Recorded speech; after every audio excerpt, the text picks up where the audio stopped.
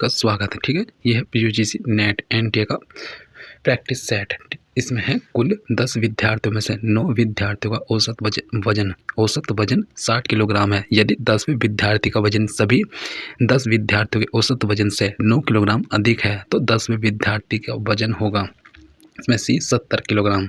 10 विद्यार्थियों में से 9 विद्यार्थियों का औसत वजन बराबर 60 किलोग्राम। 9 विद्यार्थियों का कुल वजन बराबर 60 गुना 9 बराबर 540 किलोग्राम। माना सभी 10 विद्यार्थियों का औसत वजन x किलोग्राम है, तब 10वें विद्यार्थी का वजन x + 9 किलोग्राम होगा।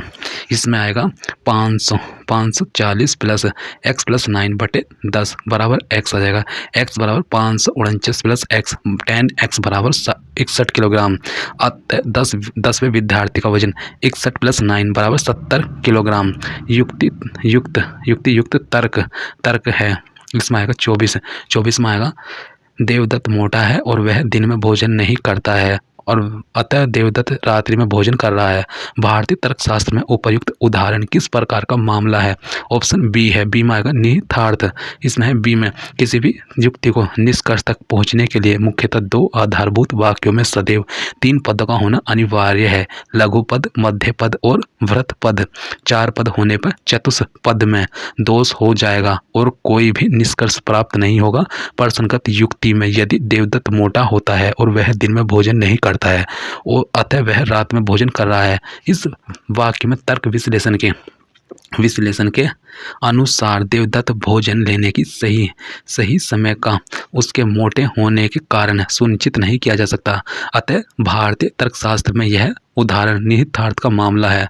25 निम्नलिखित में से कौन सा अनुक्रम छोटे आकार से बड़े आकार के कणों के मृदा कण के क्रम का सहीधी करता है? इसमें आएगा व्याख्या सहित। सी में आएगा सी। मृदा विज्ञान में मृदा का अध्ययन एक प्राकृतिक संसाधन के रूप में किया जाता है।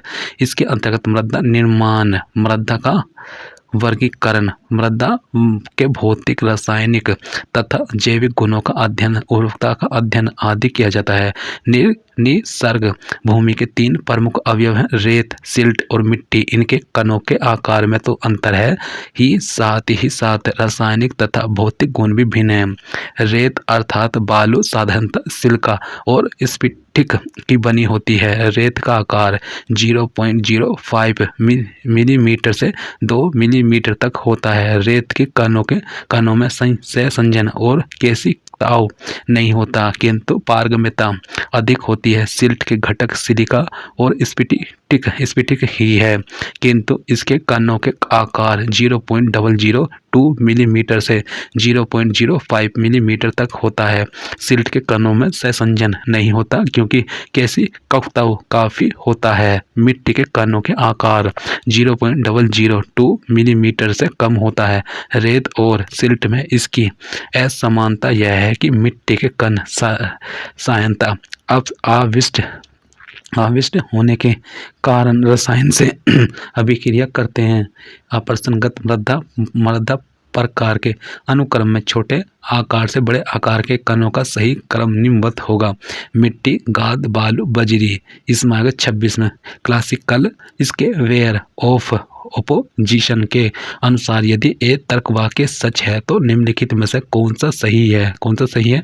इसमें आएगा, इसमें 26 में क्लासिकल स्क्वायर ऑफ अपोजिशन के अनुसार यदि ए तर्क वाक्य सच है तो ई तर्क वाक्य गलत है, टी तर्कशास्त्र सही है और ओ तर्कशास्त्र गलत है। फिर इसमें आएगा 27 में नीचे 2 कथन दिए गए हैं। अभिकथन ए तथा तर्क आर है। अभिकथन ए, प्रत्येक व्यक्ति के जीवन में कौशल विकास एक प्रमुख अभिलक्षण है। इसमें आएगा अभिलक्षण है। फिर तर्क आर में आएगा रोजगार प्राप्त करने की इच्छा वाले व्यक्ति को केवल अच्छी शिक्षा की आवश्यकता होती है।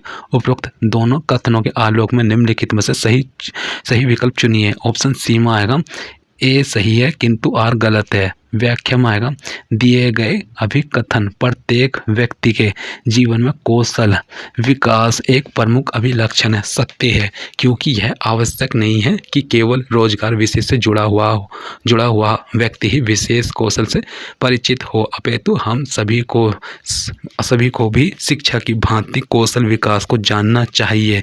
ऐसा इसलिए भी आवश्यक हो जाता है क्योंकि दैनिक जीवन से जुड़ी छोटी मोटी समस्या को हम खुद से कर सकते हैं। तर्क आर, रोजगार प्राप्त करने की इच्छा वाले व्यक्ति को केवल अच्छी शिक्षा की आवश्यकता होती है। गलत है, क्योंकि अच्छी शिक्षा की आवश्यकता प्रत्येक व्यक्ति को, चाहे वह रोजगार करता हो या ना करता हो। अभिकथन ए सही है, परंतु तर्क आर गलत है। फिर 28, नीचे एक प्रश्न दिया गया है जिसके बाद 3 कथन प्रस्तुत हैं। उन कथनों की पहचान करनी है जो प्रश्न के उत्तर के लिए आवश्यक है। प्रश्न, एक विक्रेता द्वारा एक वस्तु की बिक्री पर उसे कितने प्रतिशत लाभ होता है।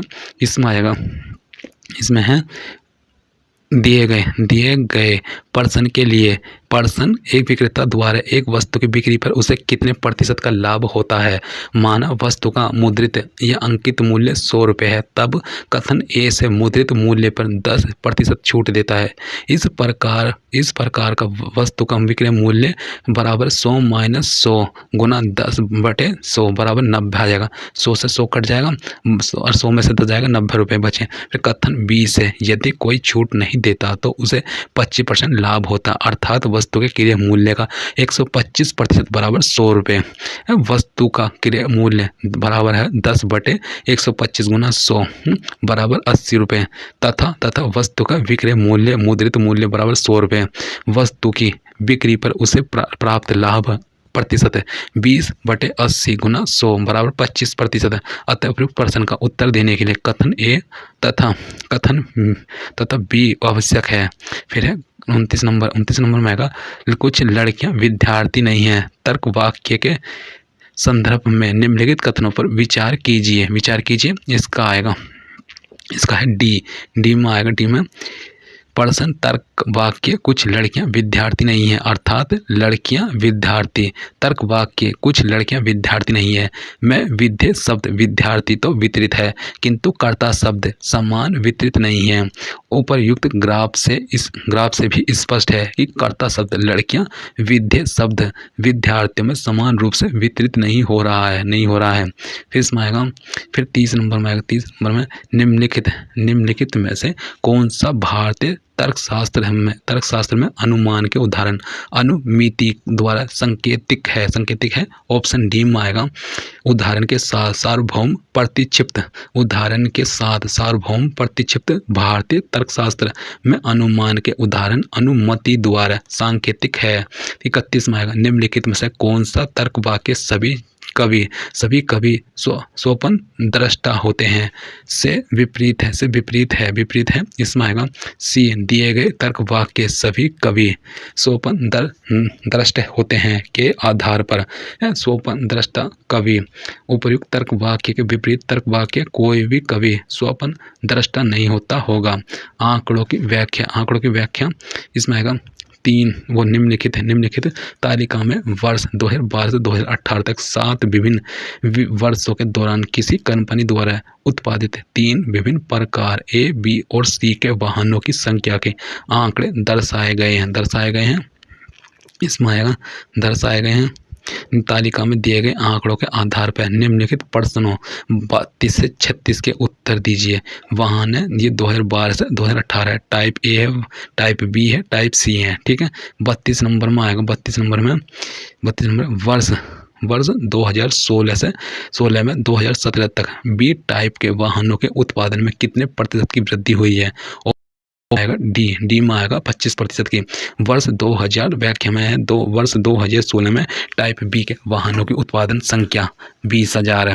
वर्ष 2017 में टाइप बी के वाहनों का उत्पादन संख्या 25,000 है। वृद्धि 25 माइनस 20,000 बराबर 5,000 आएगी, इसलिए उत्पादन में वृद्धि का प्रतिशत है 5,000/20,000। ये जीरो से जीरो कट जाएगा 2, फिर यहाँ इससे भी 2 जीरो कट जाएगा, ये बचे 50 को 2 से भागते हैं 25% आ गया। नोट उपर्युक्त व्याख्या के अनुसार विकल्प डी है बेस्ट उत्तर होगा, परंतु एनटीए के द्वारा इस प्रश्न को ड्रॉपिड कर दिया गया है। इसमें है 33 में आएगा, 33 में वर्ष 2014 में उत्पादित ए टाइप वाहनों की संख्या वर्ष 2016 में उत्पादित सी टाइप वाहनों की संख्या का कितना प्रतिशत था। इसका आएगा बी में आएगा माइनस का 66.67%। वर्ष 2014 में उत्पादित ए टाइप के वाहनों की संख्या 10,000। वर्ष 2016 में उत्पादित सी टाइप के वाहनों की संख्या है 15,000। माना वर्ष 2016 में उत्पादित सी टाइप के वाहनों का x% वर्ष 2014 में उत्पादित ए टाइप के वाहनों की संख्या, तब 15,000 गुना x% बराबर 10,000। x बराबर हो गया 10,000 बटे 15,000, 3 जीरो से 3 जीरो गई बटे 10 बटे 15, इसमें आ जाएगा 100 इंटू 100 में, तो x का मान आ जाएगा, x का मान 66.666 बराबर आएगा 66.67%। फिर 34 में आएगा दिए गए वर्षों में कंपनी द्वारा उत्पादित बी टाइप वाहनों की औसत संख्या क्या थी। ये थी 20,000।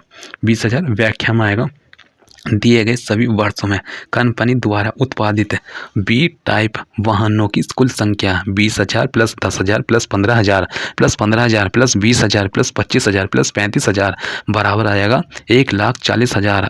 अतः औसत संख्या 1,40,000 बटे 7, 2 से भाग दे देंगे तो 20,000 आ जाएगा। 7 से भाग देंगे 1,40,000 को 7 से भाग देंगे 20,000 आ गया। 35 नंबर में कितने वर्षों में ए टाइप वाहनों का उत्पादन दिए गए वर्षों में औसत उत्पादन से कम था। ऑप्शन बी में आएगा 4।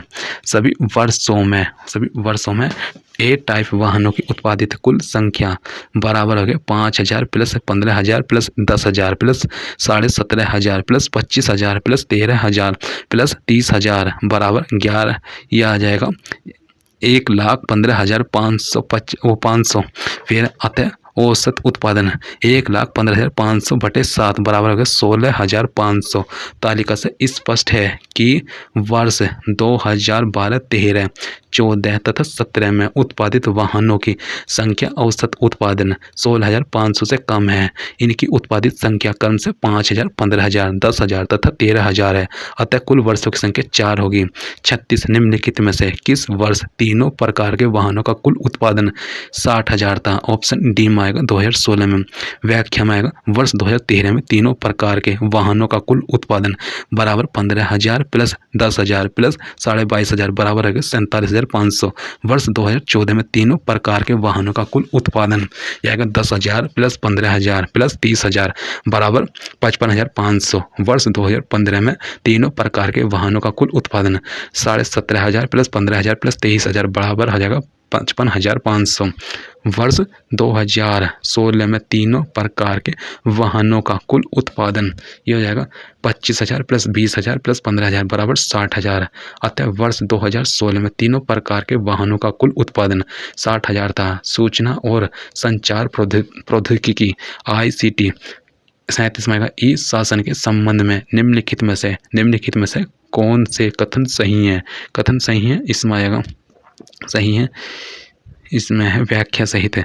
बी सरकार द्वारा आम नागरिकों के लिए उपलब्ध सुविधाओं को इंटरनेट के माध्यम से उपलब्ध कराना ई गवर्नेंस या ई शासन कहलाता है। इसके अंतर्गत शासकीय सेवाएं और सूचनाएं ऑनलाइन उपलब्ध होती है। भारत सरकार के द्वारा 1970 में स्थापित इलेक्ट्रिक विभाग और 1977 में स्थापित नेशनल इन्फॉर्मेटिक्स सेंटर NIC ई शासन की दिशा में पहला कदम था। ई शासन के संबंध में निम्नलिखित कथन सही हैं। ई शासन का संबंध सरकारी प्रक्रिया और कार्यों में ICT के क्रियान्वयन से संबंधित है। सामूहिक सेवा केंद्र CMC ई शासन को उपलब्ध कराने और उनके प्रयोग में सहायक है। ई शासन मुख्यतः 4 प्रकार के होते हैं।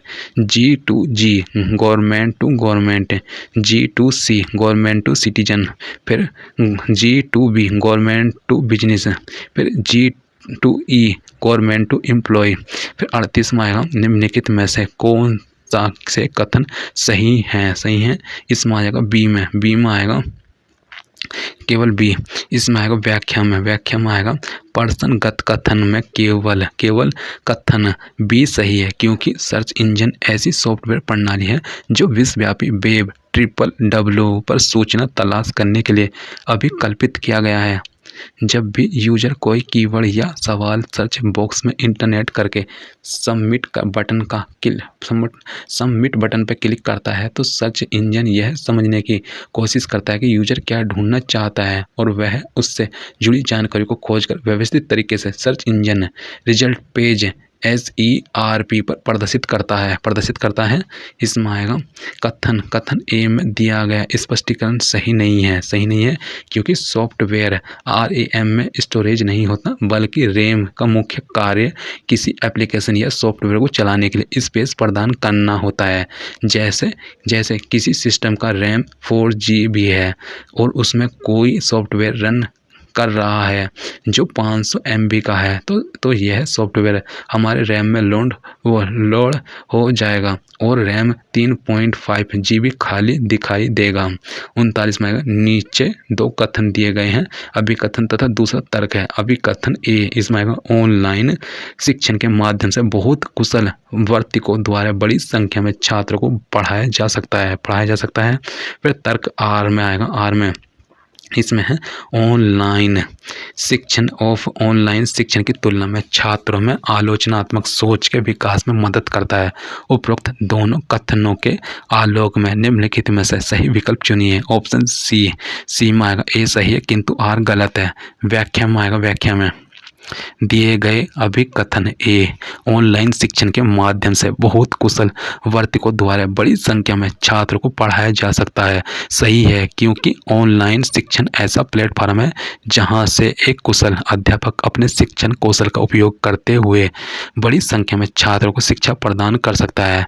तर्क आर, ऑनलाइन शिक्षण ऑफलाइन शिक्षण की तुलना में छात्रों में आलोचनात्मक सोच के विकास में मदद करता है, सही नहीं है, क्योंकि ऑफलाइन शिक्षण में शिक्षक छात्र के बीच सीधा संवाद होता है, जबकि ऑनलाइन शिक्षण माध्यम में ऐसा नहीं। इसी कारण ऑनलाइन शिक्षण में छात्रों के अंदर आलोचनात्मक सोच का विकास नहीं हो पाता।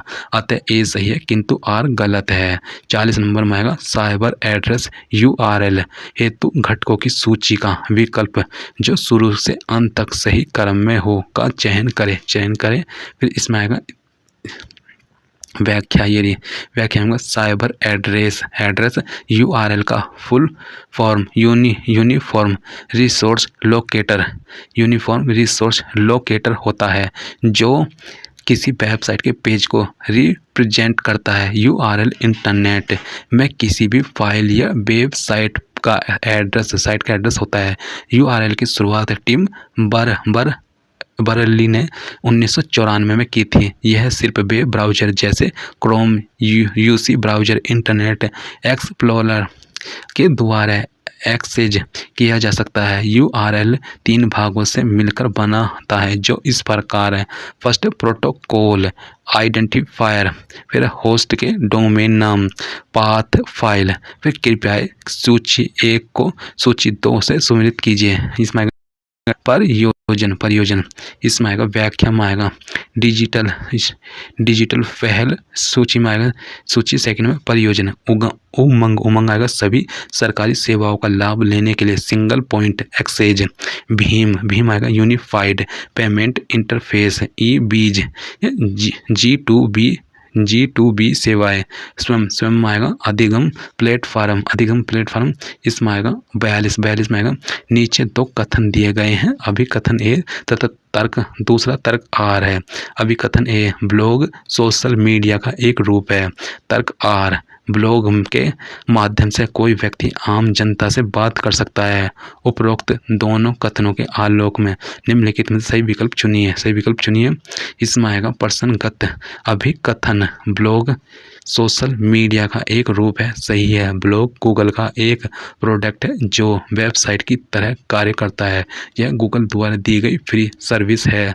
ब्लॉग के माध्यम से हम अपनी बातें पूरी दुनिया के साथ शेयर कर सकते हैं। ब्लॉग बनाकर उस पर हर रोज़ पोस्ट डालना, पब्लिक करना और अच्छे से डिजाइन करना ब्लॉगिंग कहलाता है। ब्लॉग पर हम किसी भी विषय पर लिख सकते हैं और साथ ही इसके जरिए हम ऑनलाइन पैसे भी कमा सकते हैं। अतः ए और आर दोनों सही हैं और आर ए की सही व्याख्या करता है। लोग, विकास और पर्यावरण 43 में आएगा। भारत में वर्ष 2011 तक कितने राष्ट्रीय उद्यान और वन्य जीव अभयारण्य थे? इसमें आएगा व्याख्या सहित में आएगा। देश में संकटग्रस्त जीव जंतु प्रजातियों में लगातार वृद्धि के कारण वन्य जीव व्यवस्था और संरक्षण के लिए काफ़ी उपाय किए गए हैं। वन्य जीव संरक्षण के लिए केंद्र सरकार और राज्य सरकारों ने सरकारी और गैर सरकारी संगठन केंद्र स्थापित किए हैं। वन्य जीव का संरक्षण संरक्षित क्षेत्रों का एक संपीड़ित निकाय है। संरक्षित क्षेत्र के विभिन्न उद्देश्यों हेतु विभिन्न श्रेणियां होती हैं। इसके अंतर्गत राष्ट्रीय पार्क, उद्यान, वन्य जीव अभयारण्य, जैव आरक्षित क्षेत्र, नेचर, प्राकृतिक रिजर्व्स, प्राकृतिक स्मारक, सांस्कृतिक परिदृश्य आदि आते हैं। फिर इसमें आएगा 44 का। इसमें भारत में मार्च 2011 तक 102 राष्ट्रीय उद्यान और 515 वन्य जीव अभयारण्य थे, जिनका क्षेत्रफल क्रम से 40,283.62 वर्ग किलोमीटर तथा यह हो गया 1,13,998.75 वर्ग किलोमीटर था।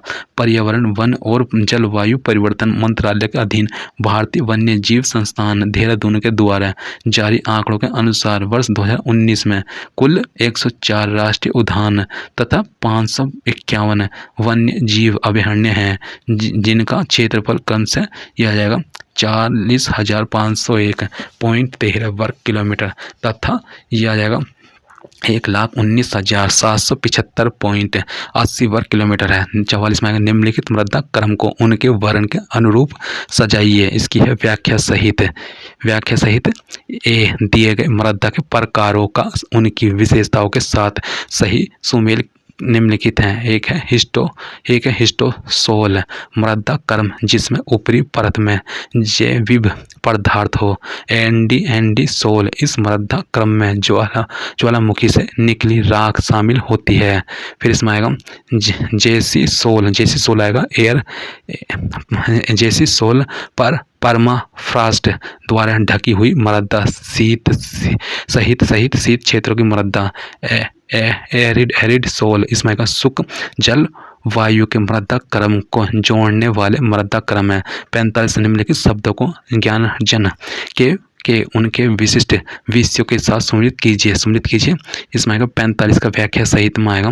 प्रश्नगत ऐतिहासिक स्थान का उनके विशिष्ट विषयों विद्या के साथ सम्मिलित निम्नलिखित हैं। ऐतिहासिक स्थान विद्या, यह तक्षशिला चिकित्सा।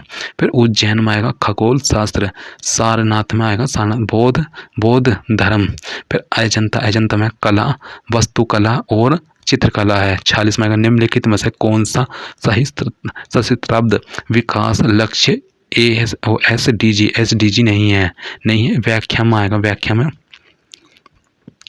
में आएगा संयुक्त राष्ट्र संघ ने वर्ष 2000 में सहस्त्राब्दी शिखर सम्मेलन वर्ष 2015 तक के लिए 8 वैश्विक विकास लक्ष्य निर्धारित किए थे, जिन्हें शताब्दी विकास लक्ष्य मिलेनियम डेवलपमेंट गोल्स MDG कहा जाता है। संयुक्त राष्ट्र के उस समय के 198 सदस्य देशों एवं 32 अंतर्राष्ट्रीय संस्थाओं ने 2015 तक निम्नलिखित लक्ष्यों की प्राप्ति के लिए संकल्प लिया था। फर्स्ट, भूखमरी तथा गरीबी को समाप्त करना। सार्वजनिक प्राथमिक शिक्षा, लिंग समानता तथा महिला से सशक्तिकरण, शिशु मृत्यु दर में कमी, मातृत्व स्वास्थ्य में सुधार, मातृत्व स्वास्थ्य में सुधार, HIV एड्स मलेरिया तथा अन्य बीमारियों से छुटकारा पाना। फिर पर्यावरणीय संपोषणीयता को सुनिश्चित करना, वैश्विक विकास के लिए संबंधित स्थापित करना। फिर है 47 ईंधन प्रकोष्ठ के बारे में निम्नलिखित कथनों में से सही है। इसमें आएगा 47 का आएगा व्याख्या सहित ईंधन प्रकोष्ठ ऐसी मुक्ति जो ईंधन की सभी ऊर्जा को विद्युत ऊर्जा में परिवर्तित कर देती है, उसे ईंधन सेल या प्रकोष्ठ कहा जाता है। ईंधन से विद्युत ऊर्जा प्राप्त होने का मुख्य कारण रेडॉक्स अभिक्रिया है। यह व्यक्ति अणुओं के संबंधों में संचित ऊर्जा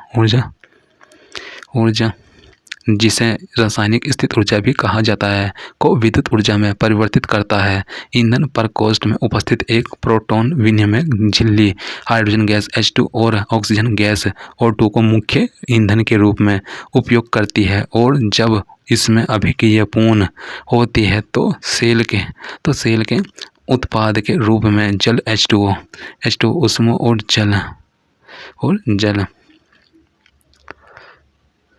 जल उपयोग ईंधन के रूप में उपयोग करती है, और जब इसमें अभिक्रिया पूर्ण होती है तो सेल से उत्पाद के रूप में जल H2O उष्मा और विद्युत धारा उत्पन्न होती है। चूँकि ऑक्सीजन वातावरण में उपस्थित रहती है, इसलिए केवल हाइड्रोजन गैस H2O देने की आवश्यकता होती है। H2O2 सेल में कार्बन या टाइटेनियम की 2 छड़ काम में ली जाती है इसमें ली जाती है जिसमें रंध्र छिद्र पाए जाते हैं। इन्हें इलेक्ट्रोड कहा जाता है। इनमें एक पॉजिटिव और दूसरा नेगेटिव इलेक्ट्रोड होता है जो इलेक्ट्रोलाइट से एक दूसरे से विलग होता है। इन्हें इलेक्ट्रोडों के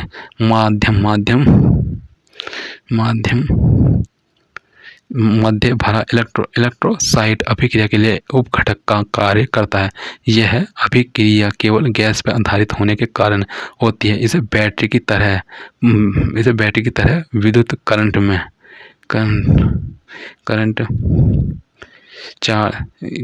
करंट से चार्ज नहीं किया जा सकता। फिर है उच्च शिक्षा प्रणाली अनुशासन प्रणाली। फिर है 48 नंबर। नीचे 2 कथन दिए गए, एक को अभिकथन ए, दूसरे को तर्क आर कहा गया है। अभिकथन ए में आएगा सतत भारत सरकार ने शिक्षा की गुणवत्ता सुनिश्चित करने के लिए उच्च शिक्षा के संवैधानिक निकायों की स्थापना की। फिर 48 में आएगा स्थापना की। फिर भारत में कुछ शैक्षणिक संस्थान ऐसे हैं जो गुणवत्तापूर्ण शिक्षा प्रदान नहीं करते हैं। इसमें ए में आएगा ए और आर दोनों सही है। एक ही सही व्याख्या आ रहा है। इसमें प्रश्नगत अभिकथन भारत सरकार ने शिक्षा की गुणवत्ता सुनिश्चित करने के लिए उच्च शिक्षा के संवैधानिक निकायों की स्थापना की। सही है। विश्वविद्यालय अनुदान आयोग UGC ऐसा ही एक संवैधानिक निकाय का उदाहरण है जिसकी स्थापना औपचारिक रूप से नवंबर 1956 में संसद के एक अधिनियम के माध्यम से भारत सरकार के एक संवैधानिक निकाय के रूप में की गई है। दिए गए तर्क भारत में कुछ शैक्षणिक संस्थान ऐसे हैं जो गुणवत्तापूर्ण शिक्षा प्रदान नहीं करते, और निश्चित ही ऐसे संस्थानों में शिक्षा की गुणवत्ता सुनिश्चित करने हेतु विश्वविद्यालय अनुदान आयोग जैसे अन्य संवैधानिक निकायों की आवश्यकता हुई। इस प्रकार प्रसंगत अभिकथन तथा तर्क दोनों सही, और तर्क आर अभिकथन फिर इसमें आएगा अभिकथन एक ही सही व्याख्या है। फिर 49 में निम्नलिखित में से उस काला अवधि को चुनिए जिसमें भारत उच्च शिक्षा का केंद्र बना। इसमें आएगा प्राचीन भारत इतिहास में गुप्त काल भारतीय उच्च शिक्षा का केंद्र बना था। काशी, मथुरा, नासिक, पदावती, उज्जैनी, अतरपुर, वल्लभी, पाटलिपुत्र तथा कांची गुप्त काल के प्रमुख शैक्षणिक केंद्र थे। हरिसेन, वीरसेन, कालिदास तथा विशाखादत्त इस युग के प्रमुख विद्वान थे। बौद्ध विद्वानों में असंग, वसुबद्ध, दृढ़नाथ। फिर इसमें आएगा इसमें है कालिदास, विशाखादत्त इस युग के प्रमुख विद्वान थे। बौद्ध विद्वानों में असंग, वसुबद्ध, दृढ़नाथ तथा धर्मपाल एवं जैन विद्वानों में उपे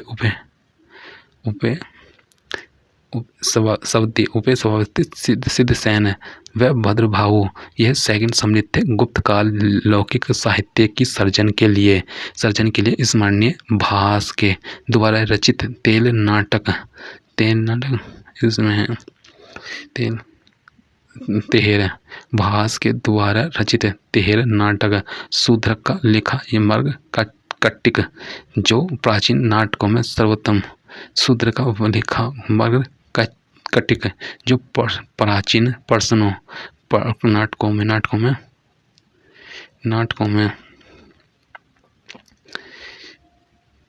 में सर्वोत्तम। इसमें निर्धन ब्राह्मण का वैश्य के साथ प्रेम प्रसंग है और विश्व में 100 उत्कृष्ट रचनाओं में से एक महाकवि कालिदास द्वारा रचित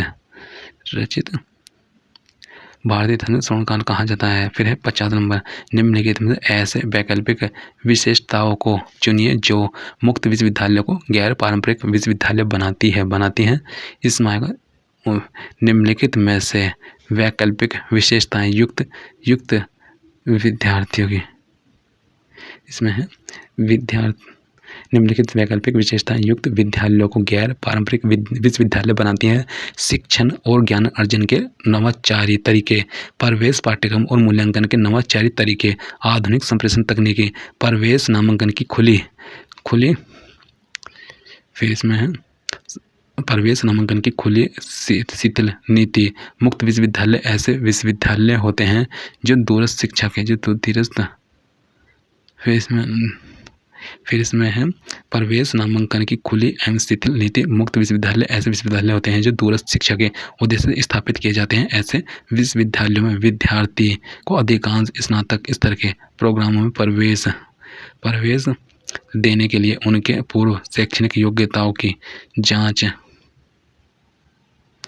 फिर इसमें रहेगा इसमें ऐसे विश्वविद्यालयों में विद्यार्थियों के अधिकांश स्नातक के प्रोग्राम में प्रवेश देने के लिए उनके पूर्व शैक्षिक योग्यताओं की जरूरत का प्रबंध नहीं लगाया जाता। देरी की प्रवेश देने के लिए उनके पूर्व शैक्षणिक योग्यता की जरूरत का बंधन नहीं लगाया जाता। शिक्षा दूर है।